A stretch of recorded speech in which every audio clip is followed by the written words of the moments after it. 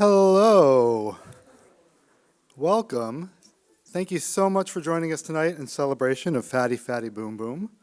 My name is Jeff Deutsch. I'm the director of the Seminary Co-op bookstores. As you might know, our bookstores were founded in 1961 and in 2019 became the first and currently only not-for-profit bookstores in the country whose mission is bookselling. Our mission recognizes bookselling as a cultural endeavor, bookselling as a profession, and bookstores as civic institutions that support an informed populace. We invite you to browse in the stores, located a few blocks north, and invite you to learn more about the Seminary Co-op and its sister store, 57th Street Books, and how you might support these unique cultural institutions by visiting semcoop.com. Among the many ways you can support the stores is, of course, by buying a copy of Fatty Fatty Boom Boom or any of our authors' books tonight. You can also give a gift to the co-op in any amount on our website by clicking the Support Us tab. Your support helps us deliver a rich and robust lineup of free events, and we hope you'll join us for another event soon.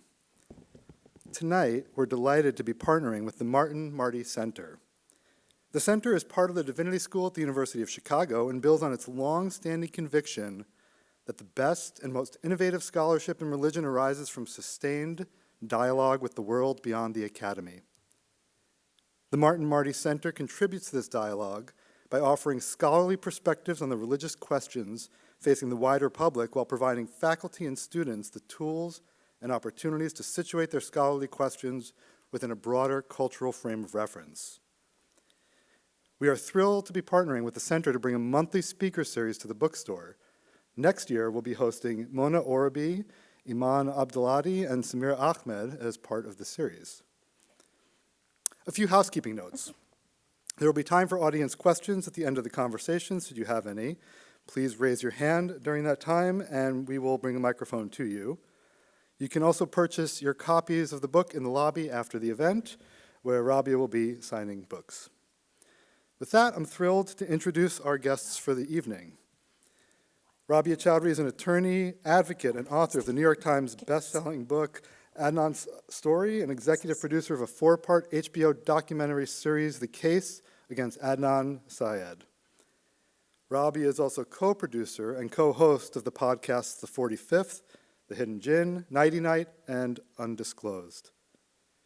She received her JD from the George Mason School of Law and practiced immigration and civil rights law for over a decade, with a focus on asylum and family immigration and civil rights defense of Muslim immigrants against federal law enforcement agencies. Her work in the policy sphere touches on many related issues, including unfair sentencing, peace and conflict, and countering violent extremism. Rabia is a frequent public speaker and writer on criminal justice, civil rights, and media advocacy.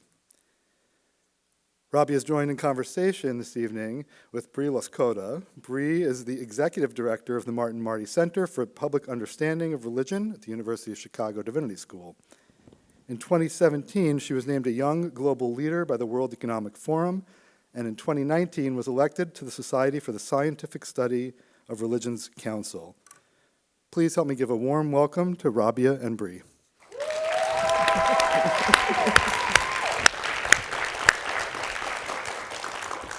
I am so delighted to see you. Hi, Brie. Hello, everybody. Good evening. So welcome to the University of Chicago. This is the last day of your book tour. This is the final day of my book tour, and I couldn't have asked for a better ending than doing it with you, Brie. Brie is a dear old friend, and I'm just so excited to be. I don't know if we've done an event before. We have done one event before, maybe. I don't remember, but it's been a long time. This is the best way to wrap it up. Thank you. We're delighted. So I want to take you back to the origin of this book. So what I remember is sitting in your living room after Adnan's story had become a New York Times bestseller. And I think I, like many people at the time, were asking that very annoying question, what are you going to do next? Sort of like a parental question, like, oh, you've done a New York Times bestseller, what's next? Yeah. And you said, I want to write a cookbook memoir. Did I say that? Yes. And I thought, what the hell is that? What is a cookbook? And so it's amazing to see what you had imagined come to life. But yeah. How did it happen? Give us the origin of this. I actually don't remember having that conversation, but certainly the seeds must have been there. I mean, yeah, after Adnan's story was almost immediately after it was published, the publisher, my agent, they're like, what are you going to do next? And I didn't really envision immediately. And it was a really hard book to write. I mean, Adnan's story, I had 6 months to write it in, and I had to go through thousands and thousands of case files to get every date right and every fact right. I didn't have a research assistant. So I was like, I don't know if I have it in me to do that again. But when it was suggested that I do a memoir, I thought, okay, at least I don't have to do a lot of research for that one. It's an easier lift. But that must have evolved then, because between the conversation I had with you and by the time that I settled on what that memoir would be about, because you can write a memoir in so many different ways, but I had spent years talking about like the issues I actually work on. So I was like, if there's a story that hasn't been told, then this is it. And even though, yes, there are recipes and it's a memoir, but the central theme really is just my weight loss journey, loss and gain journey, repeated, rinse and repeat of my entire life. So tell us how the book is organized, because it's got a unique kind of through line throughout it. Oh, I think very linearly. So it was like, it's chronological. I mean, like really it's 10 chapters. Each chapter, it begins with like when my parents meeting and getting married. Because like my diet very early on in infancy, like I really believe to this day impacts like me and my body. And then, it moves on through like, early childhood and middle school, high school, college, all the way up until about 2 years ago when I finished writing the book. And then at the end of the book are 10 recipes, and each one kind of corresponds to one of the chapters. And the recipes were a bit of a fight because my publisher was like, or my editor, didn't want the recipes in the book. And I was like, I can't do that. I have to put the recipes, because I talk so much about food in the book. And I know, like, if I tweet a picture of a cup of chai that I've made online, I get like 300 requests for the recipe for chai. So I was like, I can't talk about all this food and then not give like some recipes. So they're at the end. If you don't want to read them, it's fine. But they all have stories with them too. Yeah. What was your agent's, tell us a little bit about the conflict over the book itself, because it's not common to have a book laid out the way that you have laid this out with the recipes included in it. Did you have any pushback around it? What did it take to get your vision on paper? Yeah, it was about a year ago, August of last year, I think. I was at the point where I thought, I think I need to return my advance and just abandon this entire project. Because my editor and I were at kind of like this weird crossroads. I had pretty much finished the book. I think I had sent in maybe 2/3 of it or half of it or something, and she had started reading her first read through, and she came back to me and said, I don't understand this book. I don't get it. And I said, what didn't you get? She didn't understand. She said, well, you talk about moments in your life where you are like in such misery because you're either eating out of control or you're at your heaviest, or all these, like there's clearly all this pain and trauma around food. And then you lovingly describe this food, and then you're like, oh, here's a recipe for it. She's like, it doesn't make sense to me. But when I dug a little deeper, it turns out my editor had never had a weight problem, is not a foodie, doesn't cook. And I don't even know why she bought my book. I mean, because I'm like, nothing about this. So I said to her, nothing, to me, there's no disconnect between any of these things. I said, first of all, everybody has to eat. I said, so what you're saying is you want me to take out all my love for food out of this. I said, but most people who have had weight struggles have a love for food, but everybody has a love for food. Who doesn't love food? My editor doesn't love food, apparently. I've met these people who live on Diet Coke. And I think she might have been one of those people who's just like, I'll just eat what's there. I'm not, maybe she doesn't get a lot of joy out of it. But but when she said, I don't understand it. And I think maybe part of for her was she was thinking what genre, how's this going to be like, what part of the library will go into, the recipes of this and that. And so my lit agent, who I've had, since the beginning of my writing career, she's lovely. She just kind of, through the phone, held my hand and walked me down from it's done, I'm not doing this book. And because I was like, if my editor doesn't understand the book, I don't know where to go from here because I've written it. And my lit agent said, and she also has a similar story with body image and stuff. She's like, I get it completely. I completely understand your book. And she's like, she doesn't because she hasn't had a similar experience. And so she's like, you stick with it. And I'm so glad I did, because as I'm meeting people like all across the country, I keep hearing over and over that people are like, we have nothing in common, but so much of your story resonates with me. I see my story in it. There's something about that, though, that the way that you can tell a universal story is through the deep particularity of a Yeah. narrative, right? I heard that once from a Hollywood screenwriter who said that how you describe how something smells or it tastes or it feels on your skin is what makes something that it could be seen as foreign and exotic and gazed as something intimate and close, Right. even though it might actually be as foreign and exotic Right. and distant. Right. And so you do that really well in the book. What was it like to kind of struggle with making something that you knew most of your readers would not understand, the language that you were using to describe your family relationships, Yeah. the language for the food itself, but it's not exotic, right? Even Right. if it's far away. It You know, felt really intimate listening to it. One thing I really wanted to be clear about when I wrote this, because I read other South Asian writers, and I mean fiction and nonfiction, whatever, because you kind of tend to gravitate towards seeing how others from your background or what they're creating and what they're putting out in the world. And a lot of times I've been a little bit confused by the kinds of language and characters that I read, because they are it'll be like people in a village who are all philosophers, and they all have these really, esoteric, their conversations are so esoteric. I'm like, my relatives cuss and they talk like normal people, and I haven't met those magic brown people that are in this book. And so I was like, I'm not gonna do the magic brown people. I'm gonna give you the real brown people who break chairs over each other's heads, my uncles. And so, I just kept it real, and I did. I remember when I first started writing, I was like, God, am I going to totally confuse people with, I'm calling my grandmother Nani Amma in this. I'm not saying grandmother. I'm using the titles that I would use. Right. Am I going to confuse my reader? Is it going to be too much? And I thought, I'm underestimating the reader. I mean, people can do this. And, it was should we put a glossary in the back? And I said, I don't think we need that much. I think it's okay. I do brief descriptions. And, when I read the audiobook for it, and I narrated it. I remember the first day when I started narrating, I was like, should I pronounce that like an American? I was like, no, I'm going to pronounce like a Punjabi. What word? Every word. Every Urdu word or Punjabi word that comes in here. So even the title chapter for the first title is Doodh Dahi Makhan, right? That's how I would say it in Urdu, Doodh Dahi Makhan. But if I was not Pakistani, I might read that as Doodh Dahi Makhan. You see what I'm saying? Yeah. Even Pakistan. Do I say Pakistan or do I say Pakistan, right? Mm-hmm. So I was like, no, I'm going to lean in to the Punjabi auntie and just do it the right way.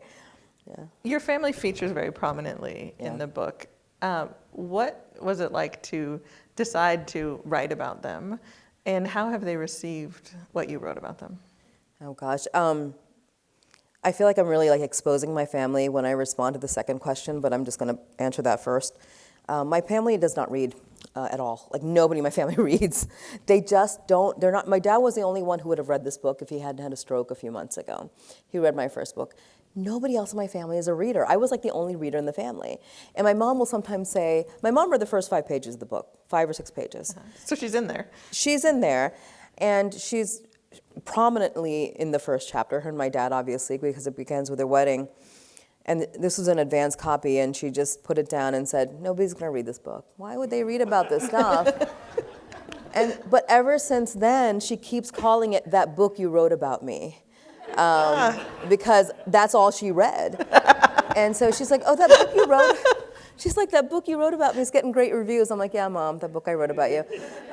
So, my sister's not a reader. And so I could have almost written anything. But the truth is, all of these stories are stories that we have all either laughed about, we experienced together, or we laughed about over years. We've recounted many times. My maternal uncles are crazy.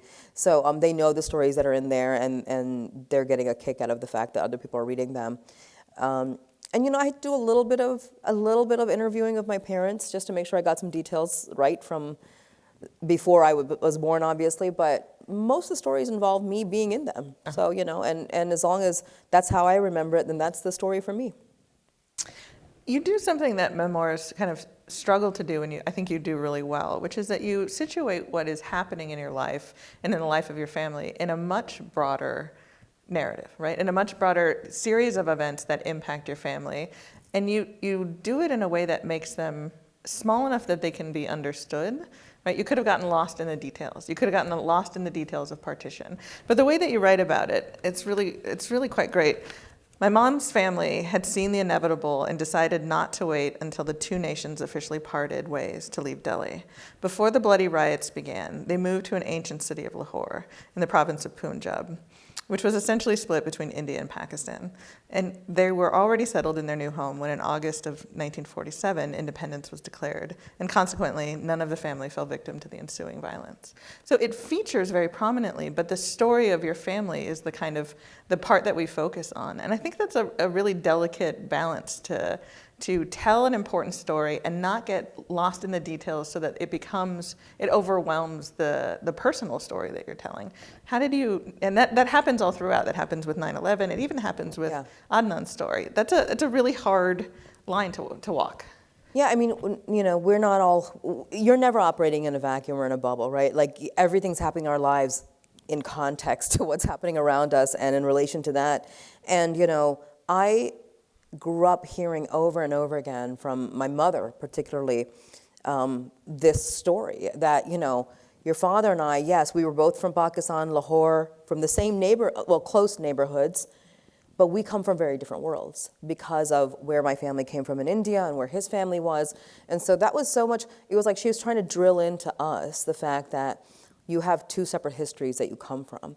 And, the partition, if the partition hadn't happened, it probably wouldn't have brought those two, families together, close enough that the kids could have gotten married. It was really important, but also I had to explain the kind of these, I don't know if they're ethnic groups, but the Punjabis and the Muhajir. I mean, these are groups that have very distinct cultures and cuisines, and that was my mother and my father's family, and and how my mom. The stories my mom told me about her food versus their food. I mean, and I grew up with both, I think, the best and the worst of both of those worlds. And, there's a nugget of truth in a lot of the stereotypes, I have to say.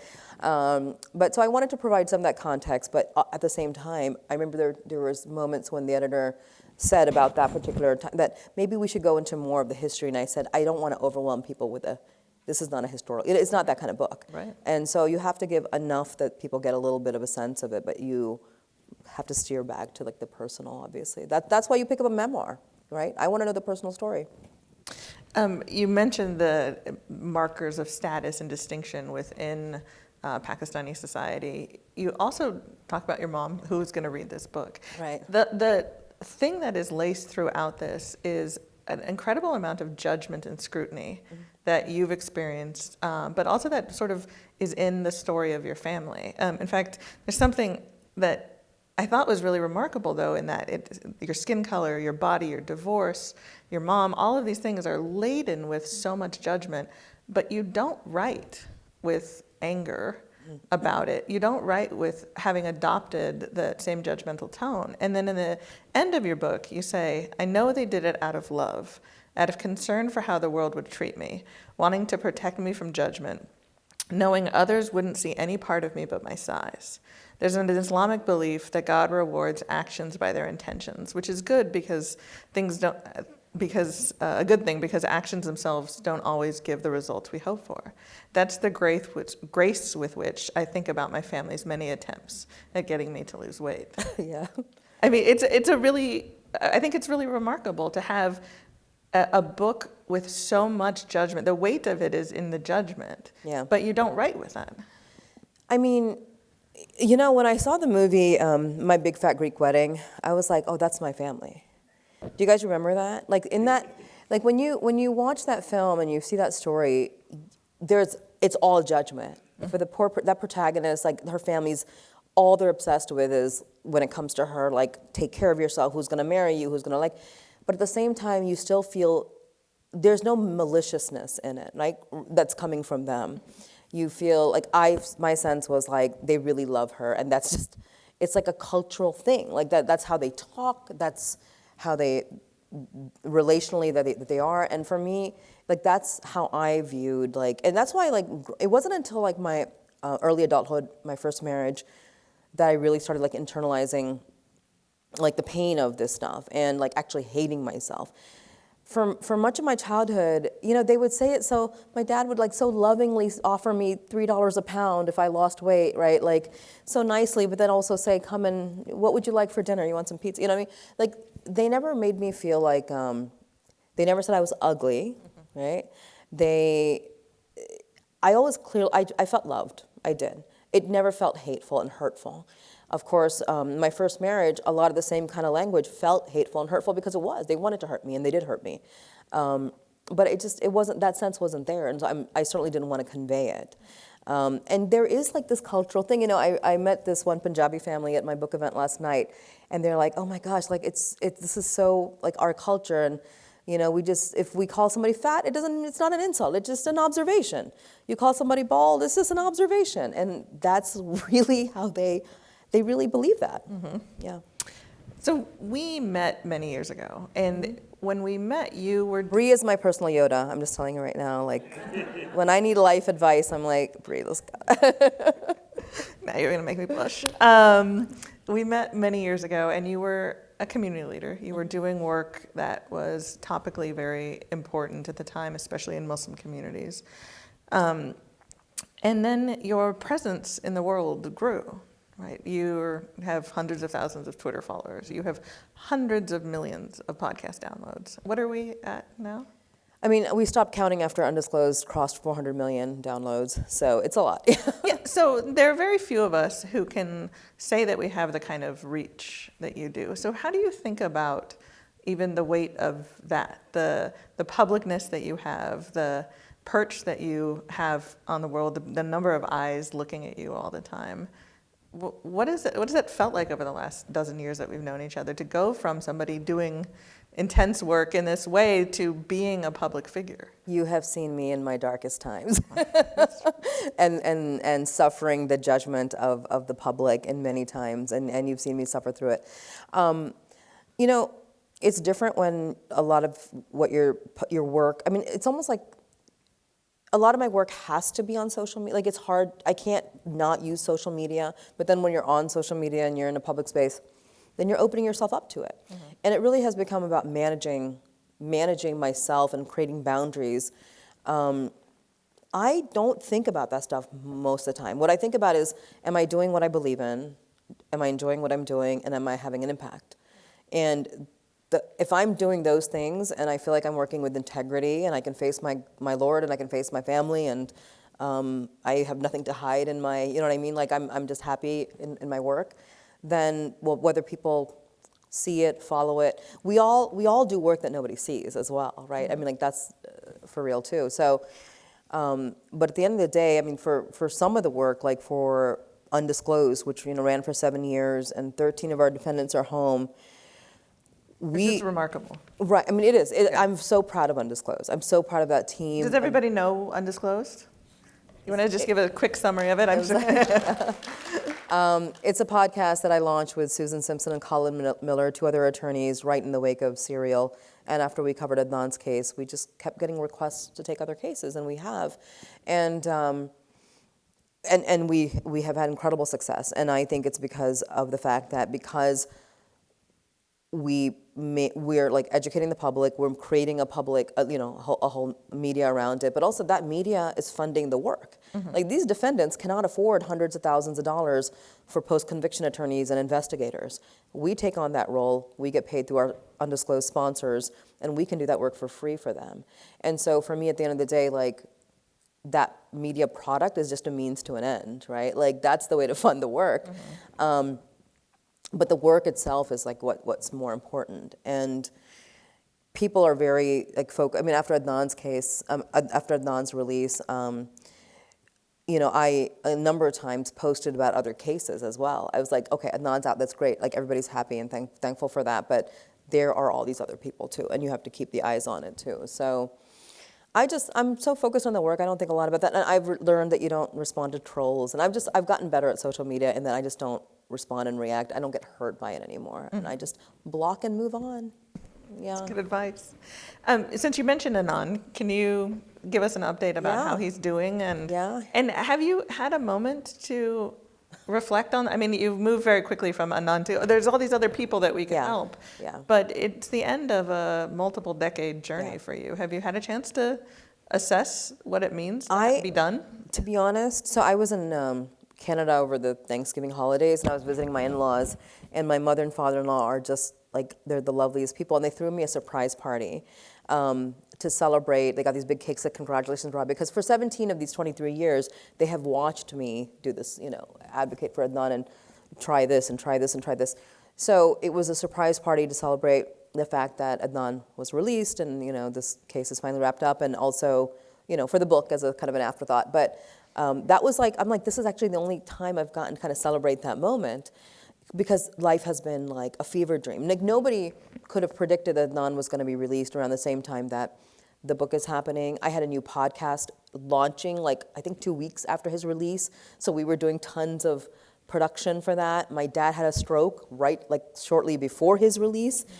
It was like the universe was throwing everything at me. And if you see the footage of us walking out of the courtroom, I look dazed. I was like sleep deprived and dazed. And then I had to do, my manager said, she knows, just back-to-back media for days and days and days and days, which it's work at the end of the day, right? And I was like, I don't even have time to talk to Adnan because I got to talk to the media about Adnan because nobody else is doing the media because he can't do it, and the lawyer, so I'm literally the only media rep to do it, and literally haven't gotten a chance. So I've seen him like 3 times since he's been out. He is doing great. We text all the time. And yesterday we were texting, and he said, "Oh my God, Rabia, I'm on a group chat with 20 other exonerees," and he's like, "It is a shit show." I was like, every group chat is like, I was like, I was like, you are learning how these things go now. You had to sort of bring him up to speed to Yes. how we interact like, with each other, which is terrible. That's go. But I mean, he was exonerated by a state's attorney who has in the previous 3 or 4 years exonerated 12 other innocent people, and 6 of them were at the courthouse on the day he came home, and he has been incarcerated with almost all of them for decades. So it's like he already has his family that he grew up with that has now been exonerated, but it's shocking that so many of them were innocent and were with him in prison. So he's doing great. He actually is starting a new job at Georgetown University. I don't know if this might be the first time I'm saying it publicly, but yes. He's working with an innocence clinic that they have there, and a professor there who does innocence work, and he will continue his bachelor's degree, hopefully, at Georgetown, and he wants to go to law school. So yeah, it's going well so far. Yeah. Really amazing. In your book, America represents this place of goodness, right? That your parents, you talk about how your parents assumed that the food would be healthy because America was good. Yeah. Which Yeah. actually we just had lunch and we had some British visitors and they were talking about eating Twinkies. Right. It's like, yes, this is our culinary achievement, right? Yes. It'll last forever on your shelf. Yeah. So, but then the story of Adnan, the story of your work is a different side of America, right? It's a side of America that is not healthy, that nutritive, that's not nourishing. In fact, it's very ugly, right? Criminal justice reform, wrongful incarceration. So when you think about your place here and what the place represents, how do you think about that, given what you were fed as stories of America that you've experienced very differently? My dad, since his stroke, he can't talk a lot. And I'm glad I had so many conversations with him before this most recent stroke. And I asked him just about 6 months ago, because, none of his family is close by. I mean, he has a community of people here, but had he been back home and growing older, all day people would have been coming by, cousins and uncles, and he never would, it wouldn't have been. So I said to him, do you ever regret moving to the United States? He's like, never. He's like, no, he said, because he's like, in Pakistan, I could not have had the freedom to live my life how I wanted to live it. Even though he was an adult and he was a professional, he's like, coming to America meant I could choose all of my paths, where I want to live, how I want to, all these things. And, Yeah, I mean, for them, America was abundance. Everything about it was good. I remember hearing all the time growing up that the food here is pure, and the food back home has milawat, which means it's mixed. It's like, like if you get milk, it'll have like water mixed in it. Like you can't trust you can trust the food here because the government regulates it. So it's gonna be nice, good and healthy for you. And they actually never made the connection. It's interesting, I didn't realize this until I wrote the book. They never made the connection between my weight gain and their weight gain and the food we were eating. Because up until adulthood, they ate whatever they want in Pakistan and it didn't show on their body. Like it was, you eat because you have to eat and you should love food and it's part of and so they did not understand. They always thought it was because I sat too much and I read too much. They're like, this is the root of her issues is that she just sits and reads too much and that's why she's heavy. So for me, America is about promise. And I really do believe that. And look, I know enough about Pakistan to know that, and other countries, and you do as well, that every place has its issues. There are social issues, you've got, I don't care if it's Dubai, I don't care if it's Pakistan, I don't care if it's England, anywhere you go, there are problems. But I feel like in a place like the United States, there's always like promise and hope. I can work on these issues here, whereas maybe in Pakistan I couldn't work on some of these issues. In Pakistan or other countries, maybe politically it wouldn't be safe. I have friends who've moved to the UAE who love it there because it's safe, the quality of life is amazing, everybody's got servants. They're like, as long as you don't say anything politically about anything, or don't mention the poor workers, the laborers who are being exploited here, you're fine. Well, I don't want to live in a place like that. So I have always believed in the promise of America and the fact that we are able to, even if you take steps backwards, you can push forward. And I think history shows us that's true. We are moving slowly in the right direction, back and forth. But we're getting there. And I feel like, you can talk about these issues here, whereas in a lot of places in the world you can't. That hopefulness that you have, though, also may be a function of the fact that things have worked out in this case, right? Yeah. So there must have been times throughout where you didn't feel that sense of progress. With Adnan's case, with how life was unfolding for you, did you always have that kind of hopefulness within you, or is that where? Yeah. I think I did because I think that's how my parents raised me. They really believed in this country, and I remember. This is 10 years ago. My dad went for the Hajj, which is the pilgrimage that Muslims attempt to try to make once in their life. They go to Mecca. It's a big deal when you go for your Hajj. And when you come back, people throw parties. They call you Haji. They give you a title. It's a big deal. I go to the airport to pick up my dad and my sister. They had made this pilgrimage together. My dad comes out of the airport, and I'm like, you come back spiritually enlightened and cleansed. And my dad's like, I hate that place. I'm never going back. I'm so glad to be back in America. I was like, Dad, don't say that. Haji. It's the holiest place in the world. You can't say those things. And he's like, the Saudis are... anyway, so, my parents love this country. And a lot of it I know is naivety because they don't know the history of the country. They don't know they don't know all these things. All they know is that when they got here, they worked hard and they saw their children get educated and be safe. And what they wanted, they achieved. So they haven't seen a lot of that. But for me, I'm like, as long as I feel like there's space to work and progress in any way, the potential for progress, then it's worth the fight. Yeah.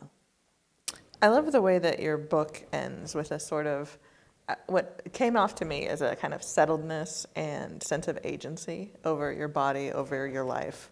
At the end, you write, I never deprive myself of the joy of food, especially the good, wholesome, home-cooked Pakistani food, where I am the master of every ingredient, where the dishes flood me with memories of places I love and the loved ones I've lost. There will never be a time in my life that I don't have a cup of chai with whole milk and real sugar. It's a daily gift to myself, along with a zero biscuit, crumbly, dotted with cumin, sweet and salty, perfect for soaking up chai. So what I got out of the end was a kind of resolution and acceptance of who you are, of what you have gone through, of your history, of the story of you. What do you hope that people get out of it? I couldn't have written this book 10 years ago or 5 years ago. I couldn't have written this book until I had gotten to that place emotionally and psychologically that I had processed through 4 decades of this struggle and feeling completely out of control. And it wasn't until I realized that it was never about that number on the scale, because I have never been goal weight and I will never be goal weight. And literally, who gets to goal weight? I don't know. It wasn't until I figured out that I had so much of what I thought was my own failure was actually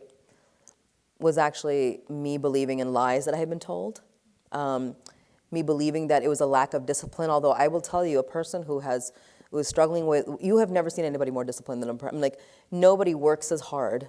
Nobody restricts themselves as much as a person who is struggling with weight and trying to lose weight. I mean, the things that I have done and others I know in similar situations have gone through, and yet feeling like a failure, and yet being told that you don't have the willpower or whatever, not understanding like what a lot of foods that I grew up eating probably did to my metabolism and probably did to my palate. Like, my sister is so different than me because her first 3-4 years, she grew up in Pakistan. Her palate has always been different. And I grew up immediately, as soon as I got teeth, eating like junk food here. And so for me, it was like a sense of finally being able to forgive myself, and also feeling like I'm in control finally. And you're right, agency is the right word. I'm like, oh, I finally get it. I finally get what my body responds to, what it needs. She's not my enemy. I don't have to hate her like I have all these years. Mm-hmm. And it's not like I love my body now. I just don't hate my body. And that's a huge sense of relief. And so, yeah, that's where I landed. And I really hope that, because I was able to connect so many dots without trying to make the point like in your face. Like there are moments in which I'm like, running 5 miles a day and climbing 50 flights of stairs and restricting my calories and nothing is happening. And I know people are going to read that and say, oh, I've been there. But then see what happens when I get beyond that and how I realize why that wasn't meant to work. So I'm hoping people will, when they read it, they'll see their story in it, but also maybe it'll help them solve a little bit of the mystery of their own body too. Because I really felt like I didn't understand my body. I just didn't get it. It's like, what do you need? Like, why are you, it's like I feel like I can achieve almost anything I put my mind to, but you have failed, like I can't figure you out. And so it was like finally making friends with my body, after all these years. Just rambling, sorry. A lot. That's wonderful. Well, I know that people here have a ton of questions for you. And so I'm going to invite the Assistant Director of the Marty Center, Dr. Emily Cruz. She's got the mic, and we'll pass it around to you. Please keep your questions to questions as much as you can. I work in the world of religion, and so questions turn out to be sermons. We're going to ask them to actually be questions. And so Emily will, and Tiffany will also pass the mic if you have a question for Rabia. Hi, thank you so much for being here. I wanted to ask about some of the stories that you told about the things you ate, especially when you were younger. I'm thinking especially about the story about going out for burger in Lahore with Zubi Auntie when you were 11 years old. How on earth do you remember so well exactly what he did to make the patty? Like, I was just wondering how you've brought back those memories so well. Like, that was a memory that I never forgot. It just stayed with me. But I think I was always a weirdly observant child, too. Just a couple years ago, I found some essays my mom had kept that I wrote in middle school. And there were like 4 of them specifically. This is crazy. I'm in middle school. One of the essays is about the human rights of Muslims, okay? One of the stories was not an essay, but it was a murder mystery. And the third one was, and I think I was 12 when I wrote this, was an essay. It was 3 pages, all about my grandfather's hands, because he had passed away. But I would sit next to him and just stare at his hands. So I was like this weirdly observant kid, and so when things like that were happening, I was like just laser focused on that, and I never forgot it. I also was like, that's not a burger. What are you making? I couldn't believe it. I was really alarmed by it, but I remember that like it just happened. The whole scene. It was so long ago, but it just stuck with me. Yeah. And I've never had a repeat of that burger. I got to go back and find it again. Yeah, burger. First, I wanted to thank you because on the surface, I don't think we'd have anything in common, but my parents were immigrants. And so food is one of the ways that I reconnect with my culture, my parents' culture. And there's also that weird straddling that you do as a first-generation American, where you're trying, that I think a lot of people whose ancestors came here many generations ago don't really get, where you're sort of always trying to find your way between your parents are here and they're trying to fit in, and you're trying to fit in as an American, but then you don't want to lose that thread, especially if you have family that's overseas that you don't see very often. So I really identified with that. And my question is, how is Abu? Is someone who's taking care of him while you're gone? Yeah, Abu is my father. Abu is, he's okay. I mean, he's in hospice care, and you know what that means. When we decided to put him in hospice care, I moved him in with me and my family, and it was great. I work mostly from home, so I could be with him most of the day, and my mom obviously also with us, and we had a caretaker come in a little bit. But for the book tour, I moved them back into their home because we live out like in the burbs. There's like nobody close by that they know, versus their community. They're like a couple streets down from Adnan's family, and the mosque is there, and there's like people come by all day. And I just thought me not being at home, I felt nervous. So, and he's a full-time nurse and stuff. So, but up until the last week, I think I was ready to cancel the book tour because I said, what if something happens and I'm not there? So, but I've been, for 3 weeks I've been away now, but it's like I keep going home on the weekend, so I keep seeing him and I talk to him almost every day. And, but it's inevitable, right, at some point that he's gonna pass. But his birthday is coming up, so I'm hoping he makes it to his birthday. But thank you for asking. It's amazing the power of social media for people to know about your family and to know about and care about. They do, yeah. And people ask also about my son, Baby Man. Yes. And Mr. Beans, and like they've become like characters, for that people want to know about and follow. And the great thing about social media for me especially has been, and you've seen this, Brie, where in the American Muslim community, especially like in the wake of 9/11, it didn't matter what kind of work you were doing. Like if you did anything public facing, like you were only allowed to tell the same story, which is like, this is, I'm showing up because there was a terrorist attack and now the media wants a response to it. Or like, let me talk about Islam and women and oppression and, all these things. And it was always like the same.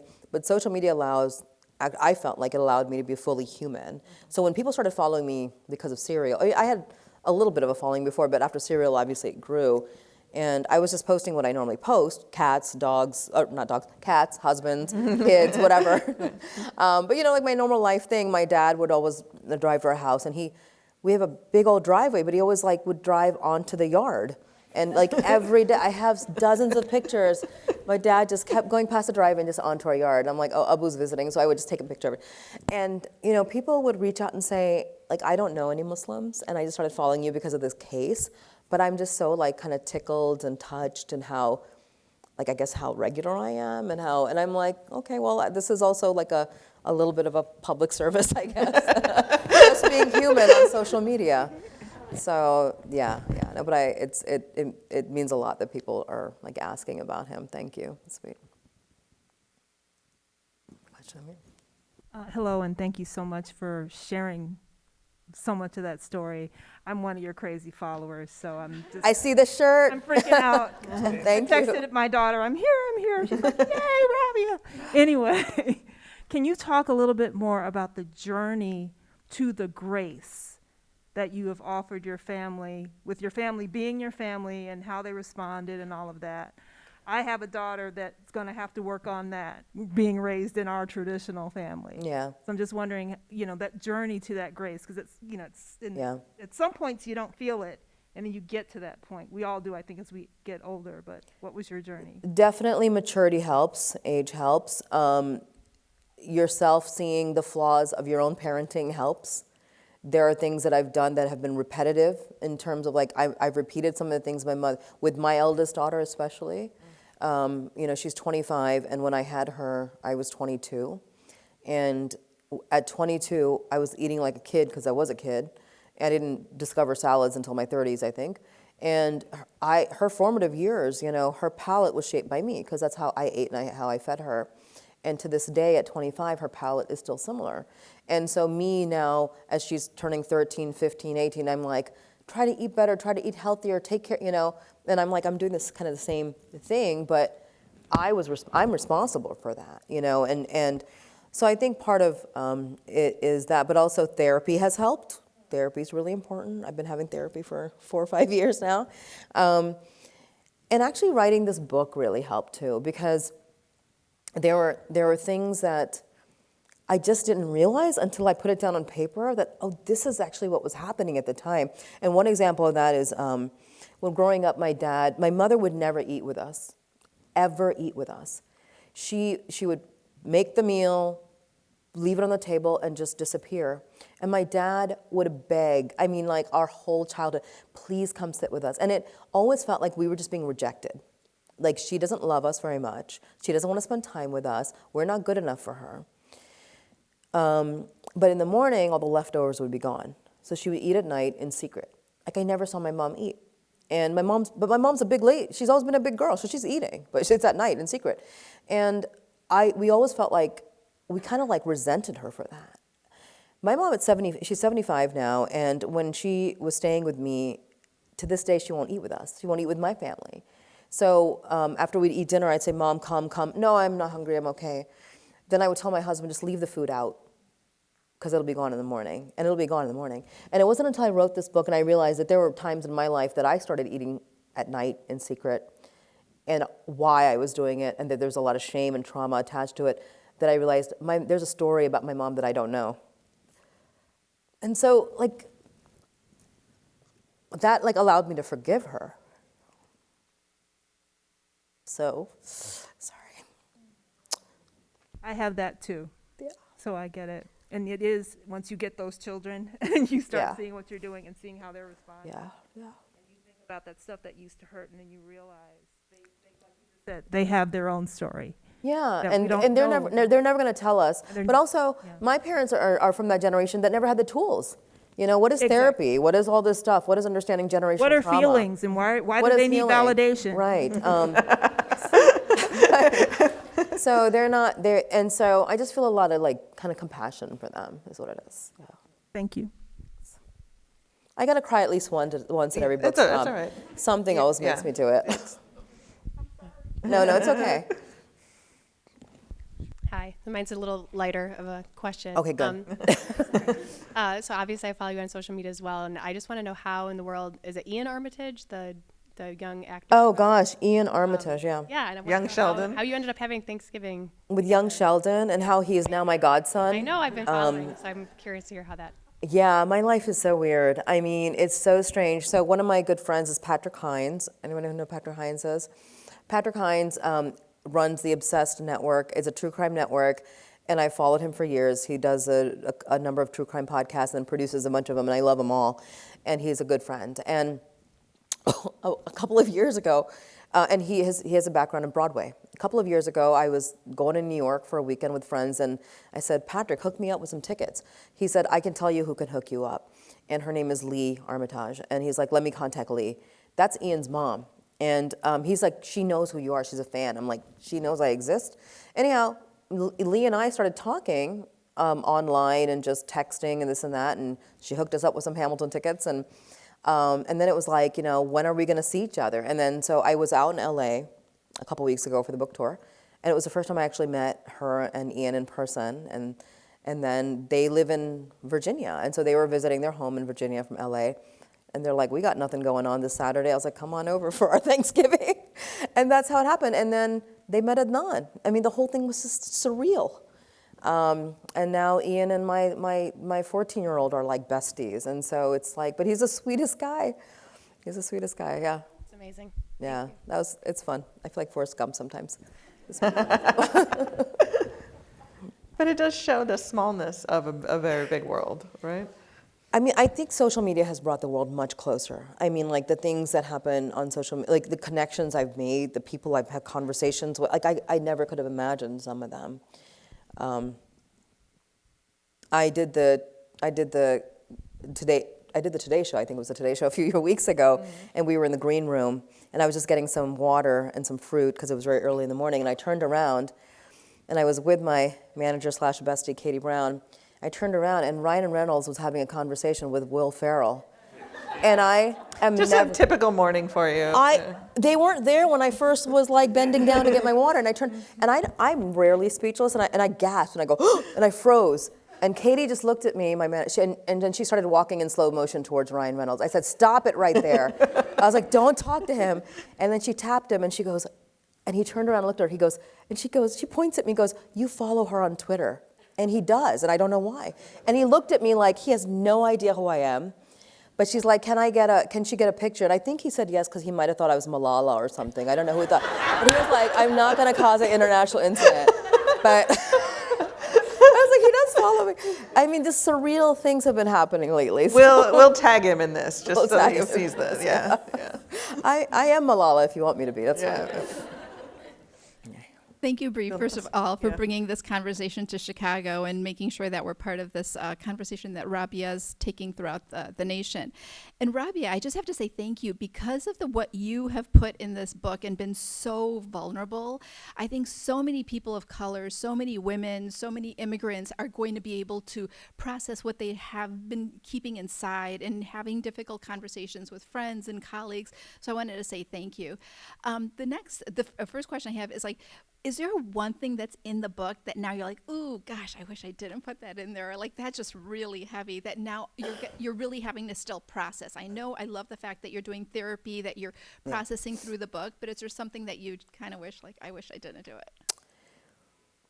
There's nothing that I wish I didn't do, but the one thing that still makes me a little bit like, every time I remember it's in the book, I'm like, ugh. Because as I was writing the book, my husband and close friends told me, don't put it in there, and that was the weight loss surgery. I had weight loss surgery in 2015, and it was not highly successful for me. I lost like 30 pounds, then I ended up getting pregnant. And then I just didn't lose any more weight. And I had friends at the time who also got weight loss surgery. They lost some significant weight, and they gained it all back. And so it's a tool, but it didn't really help me get to where I am like now. And so my husband was like, you don't have to put it in there. It's really going to open you up, and people are going to...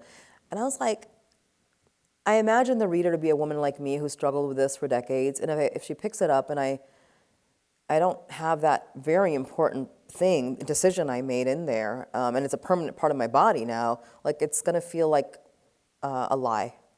And so I was like, I just can't do it. It's either going to be for, like the truth or I can't write the book. So, but every so often, I think about that, and I'm like, oh, everybody knows now, you know? And because it is what it is. Like, I mean, people who struggle with weight, they are shamed for being heavy. They're shamed for trying not to be heavy. They're shamed for, like, there's no way to win on this issue. That's how I feel now. So at the end of the day, you just have to do what makes you feel good about yourself. So I think about from before this book, you always did things that were really not genderized, not like really what a normal Muslim American woman would do. And then all of a sudden you write a book about weight and weight loss. Did you ever think about the complexities of that and be like, no, I really don't want to talk about that because I want to still be on this path of doing something that people don't expect women to do? You know, I have read memoirs before from folks like who are public figures, and I feel like I just read an extended version of like your CV. Like this is like you're just recounting your career. Right. It's a highlight reel. It's a highlight reel. It's not very intimate. Right. There's no intimacy, and I was like, I don't want to do that. Like everybody, I could have written the memoir all about like being a Muslim in post 9/11 America. It's been written a lot. You know, it's been written about a lot, and I've written a lot about my work I've written about, but this is the story that 10 years ago, and as somebody, Asmodeen, who runs, Asmodeen is a friend and an editor of a magazine called Alt Muslim, which was a very popular magazine, and asked me 10 years ago to write about this, because she said, every time we meet privately, and this is true for me and all my friends, all we talk about is what are we gonna eat, how are we gonna lose weight, like all the time. She's like, why don't you talk, like, would you write a column about this? And I said, I could never write about this. So personal. It's so, like, But when I think about, like, for me, a memoir is like, what is the one thing that, like, has just been there from the beginning? And in my private life, it's always been this issue. When I meet relatives, the first thing they do is assess whether I look bigger or smaller than the last time they met me.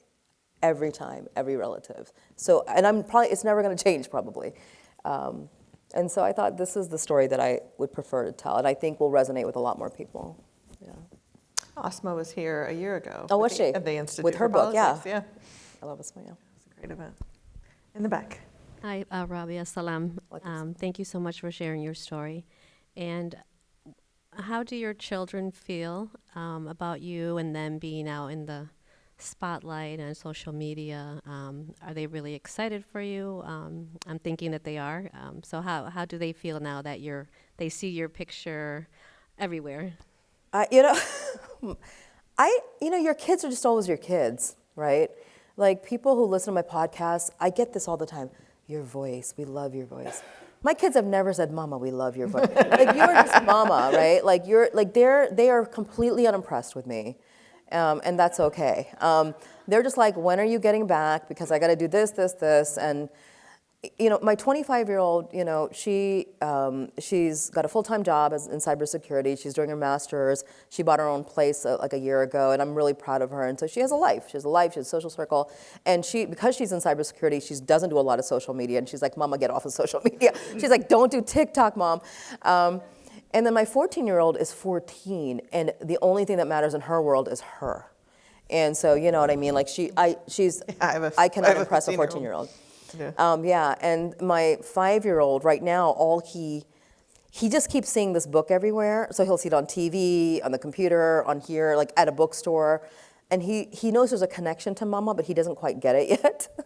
And once in a while, like we played footage of the day that Adnan was released and me coming out of the courthouse, and he just like jumped out of the sofa. He's like, why are you and Abba on the TV? Like, he doesn't get it yet. So they don't, it doesn't really, I don't know if they, I don't think they listen to my podcast. I'm just Mom, it's not a big deal to them, but yeah. But at the same time, I do hope, like my 14-year-old doesn't want to go to law school. She doesn't want to be a lawyer. And if nothing else, I hope they at some point realize the value of being persistent. Nothing else. We probably have time for about one more question, if there's a last lingering one, and then we'll do a book signing.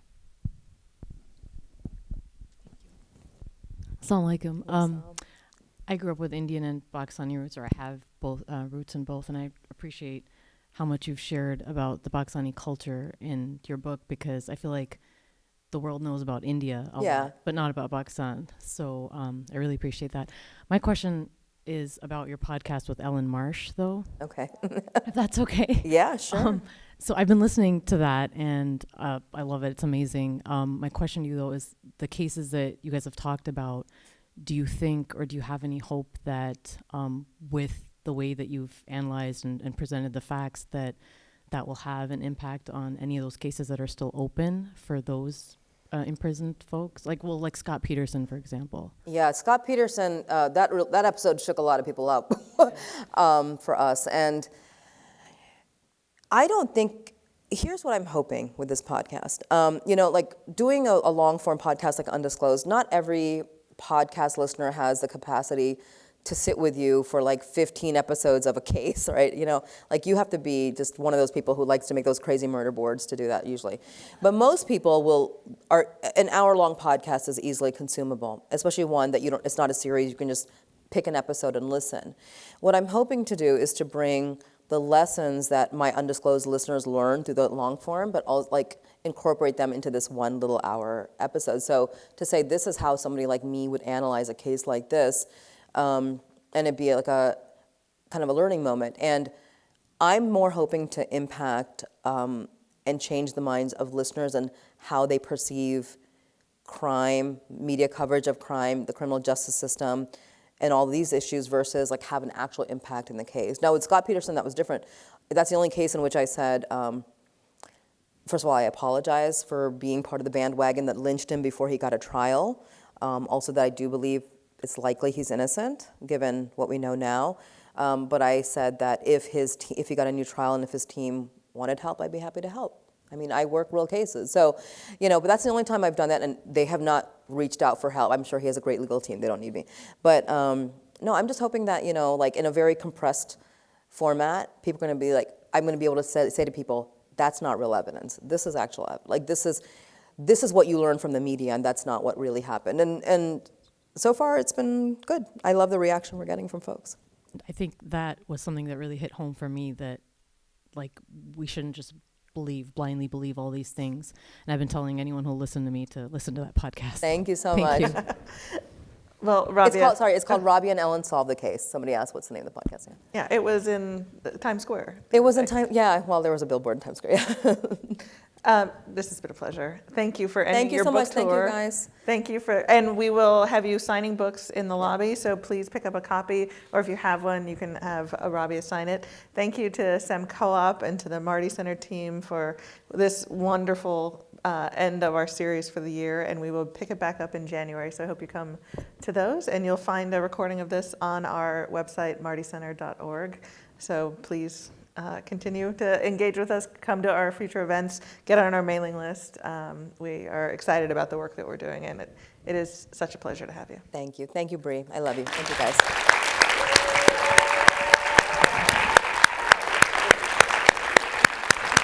guys.